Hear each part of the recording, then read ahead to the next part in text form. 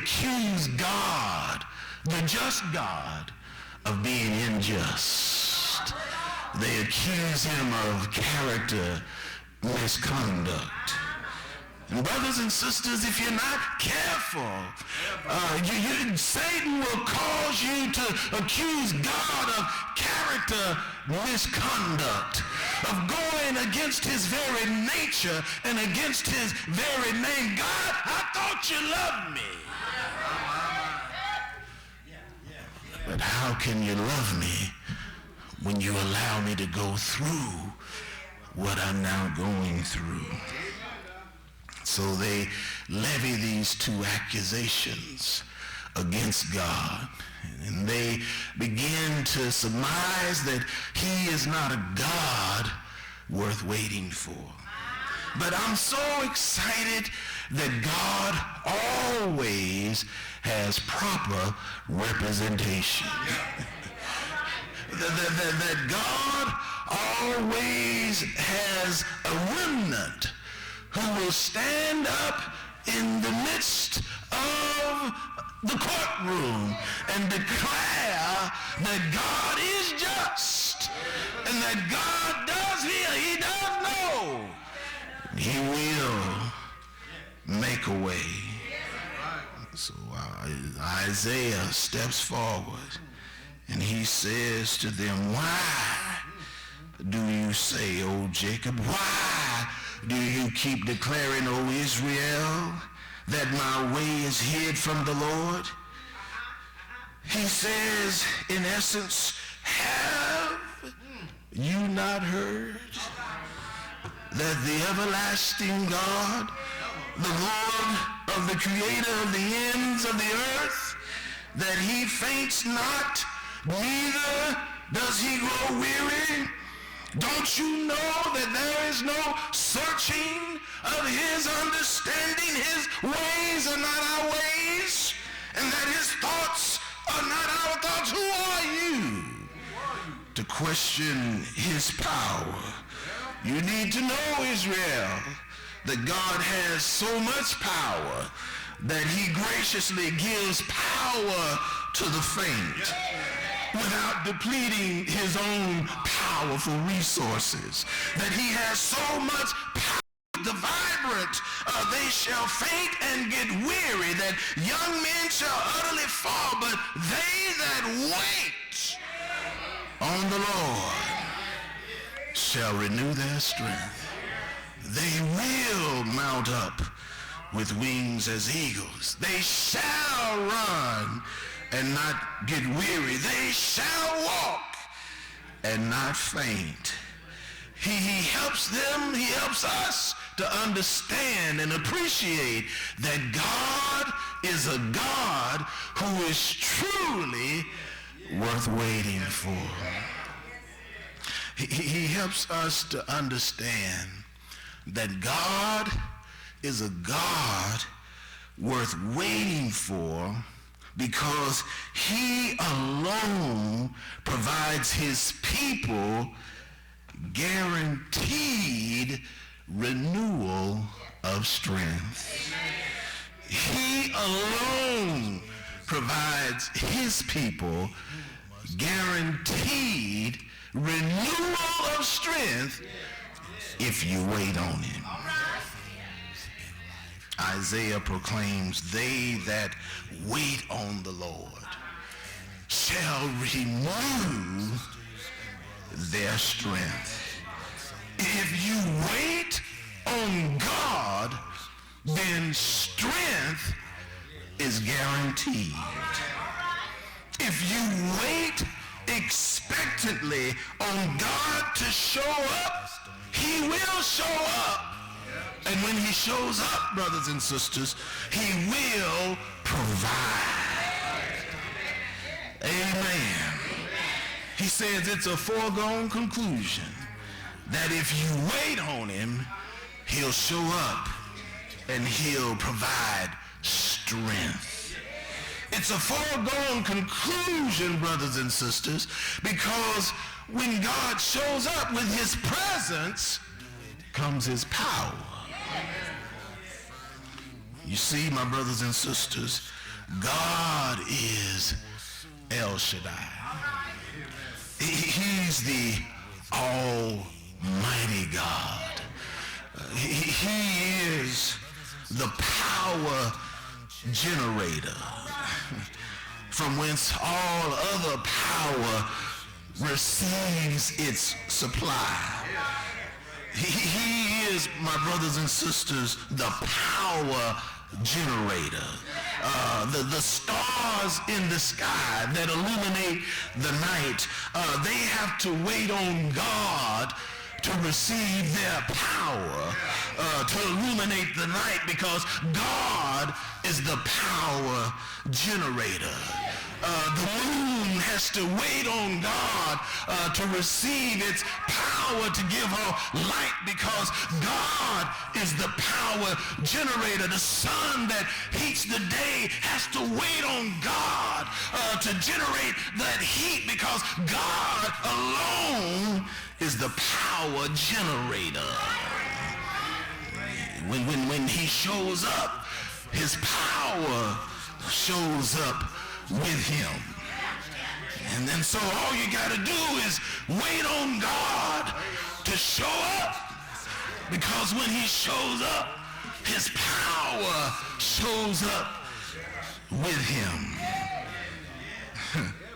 When the power of his breath showed up in dust, dust became a living being. When the presence of his power showed up in Moses' rod at the Red Sea, the Red Sea stood up and applauded his power and his presence. And the people were allowed to go through on dry ground. When his power showed up, brothers and sisters, in that valley of dry bones, Ezekiel says there was a shaking and a quaking, and foot bone connected to ankle bones, and ankle bones connected to shin bones, and sinew began to form, and brain synapses began to fire off, because God showed up. When God shows up, his power shows up with him. So if you're waiting on God, just keep waiting. Because as the song says, he may not come when you want him to, but he knows what you're dealing with. He knows what you're going through, and he'll show up right on time. When he shows up, his power shows up with him. He'll renew your strength. He'll renew your hope. He'll renew your joy. Just wait on him. He's still at work. Just wait on him. He's still shaping. Just wait on him. He's still polishing. Just wait on him. Just wait on the Lord. Be of good courage. He will strengthen. He'll strengthen your heart. Wait, I say, on the Lord. Wait on God, because he alone guarantees renewal of strength. Wait on God, because he alone produces soaring out of sorrows. Wait on God, because he alone produces soaring out of sorrows. They that wait upon the Lord shall renew their strength, and then they shall mount up with wings as eagles. God alone is worth waiting for, because he alone, brothers and sisters, can manufacture magnificence out of our misery and our mess. Have you ever been there? Where your life was full of misery and mess, but you had the fortitude to wait on God, and he worked something magnificent out of that mess. He worked a miracle out of that mess. The truth of the matter is, brothers and sisters, no matter where you are, what you're dealing with, what you're going through, know this, that God is not finished with you yet. That he has not abandoned you, that God has not forgotten you. Jesus knows all about our troubles, and he will guide until the day is done.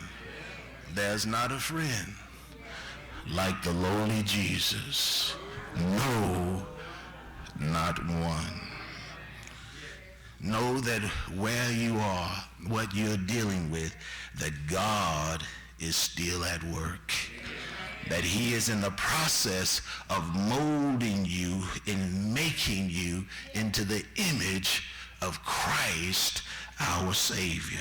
That all things work together for the good of them who love God and are the called according to his purpose. You see, my brothers and sisters, God will take us through these moments of misery to teach us how to soar like the eagle. Birds fly, but eagles soar.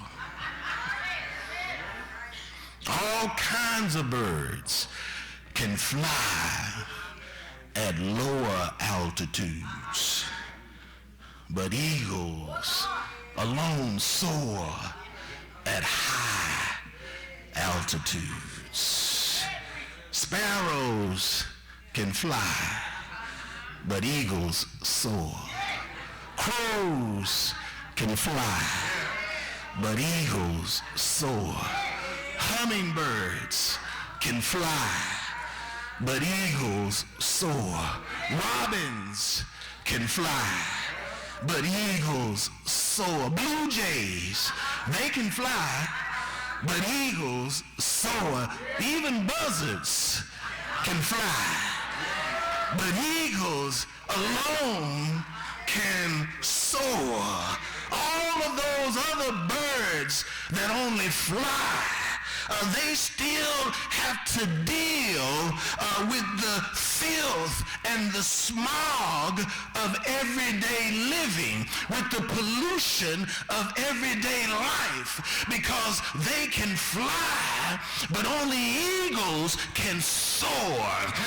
They can fly at low altitudes, but only eagles can fly above the smog. Only eagles can soar above the pollution. Only eagles can soar above the minutia of everyday life. God doesn't want you to be a buzzard.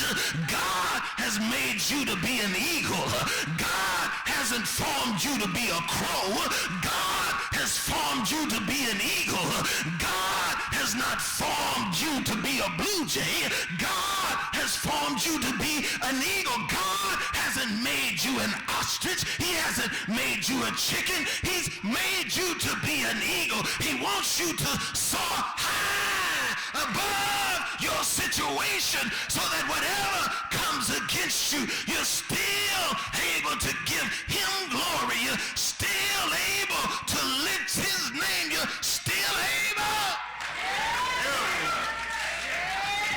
You're still able to soar on the wings of his amazing grace.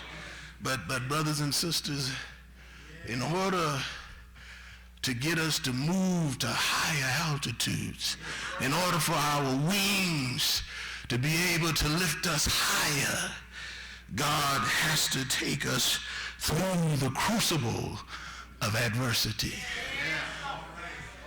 It's kind of like that butterfly inside the cocoon. That as that caterpillar begins to make that metamorphosis into a butterfly, that he's trapped inside the cocoon. And so he begins to use those wings to rub against the ectoskeleton of that cocoon. And the more he uses his wings to rub against what's keeping him down, to rub against what's keeping him confined, the stronger his wings get, because he's in a tight space. But he recognizes that God has made me for more than this. I can't stay inside this cocoon and become everything that God has purposed me to be. So I'm just going to keep bumping up against this cocoon. I'm just going to keep strengthening my wings. And sooner or later, I'm going to break forth from this cocoon. And I'm going to be that beautiful butterfly that God has purposed me to be. And I'm just going to fly away on God's strength. I'm going to fly away on God's glory. I'm just going to fly away. Is there anybody in here who maybe you've been stuck inside of a cocoon?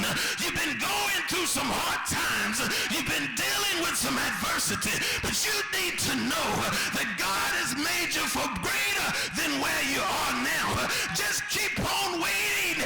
Just keep on trusting God. And sooner or later, you're going to become all that God has purposed you to be. He's going to give you the strength to mount up with wings as eagles. Fly. Give your wings as eagles and fly.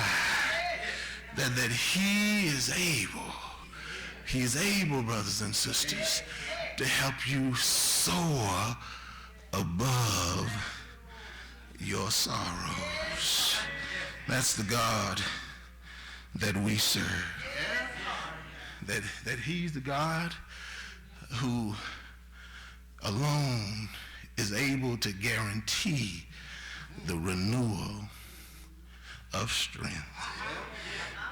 And that if you just wait on him, that he will give you the power to overtake what's attempting to overtake you. That he says, they that wait upon the Lord shall mount up with wings as eagles. They shall run and not get weary. They shall walk and not faint. Now that metaphor for run and walk, it really depicts a lifestyle. All right. And what we're made to understand and appreciate is that they that wait on the Lord, that their life will be depicted as those who have overcome. But notice that the moniker only applies to they that wait. That all of Israel were going through the exile. All of Israel were suffering through the Babylonian captivity. But he says, those of you who learn to wait on me, I'm going to give you this promise that you will mount up with wings as eagles. You will run and not get weary. You will walk and not faint, because that which is trying to overtake you, I'm going to make sure that you overtake it if you just learn to wait on me. And what he wants us to know, brothers and sisters, is that even when it doesn't look like it, that he